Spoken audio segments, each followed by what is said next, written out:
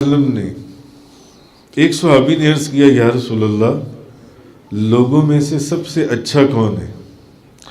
فرمایا لوگوں میں سے وہ شخص سب سے اچھا ہے جو کثرت سے قرآن کریم کی تلاوت کرے، زیادہ متقی ہو، سب سے زیادہ نیکی کا حکم بھی دے، نیکی کا حکم بھی دے اور برائی سے منع کرنے والا ہو اور صلہ رحمی کرنے والا ہو، یعنی برائی سے روکنے والا، نیکی کا حکم کرنے والا، اس شخص کو نبی کریم صلی اللہ علیہ وسلم نے لوگوں میں سب سے اچھا فرمایا ہے، سب سے اچھا قرآن کریم کی تلاوت کر۔ ایک حدیث میں نبی کریم صلی اللہ علیہ وسلم نے فرمایا قرآن کریم کی تعلیم حاصل کرنے والا،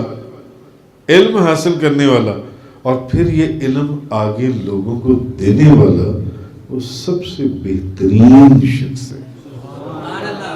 حضور کی امت میں سب سے بہترین شخص جو قرآن کی تعلیم حاصل کرے اور پھر اس تعلیم کو آگے بھی دے، آگے بھی پہنچائے۔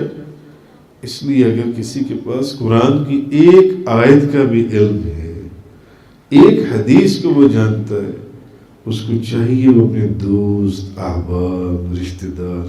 ہمسائے وہاں تک وہ اس کو پہنچائے۔ نبی پاک صلی اللہ علیہ وسلم حضرت موسیٰ کلیم اللہ کی طرف وحی فرمائی اللہ تعالیٰ نے کہ جس نے بھلائی کا حکم دیا، نیکی کا حکم دیا اور برائی سے منع کیا اور لوگوں کو میری اطاعت کی طرف بلایا،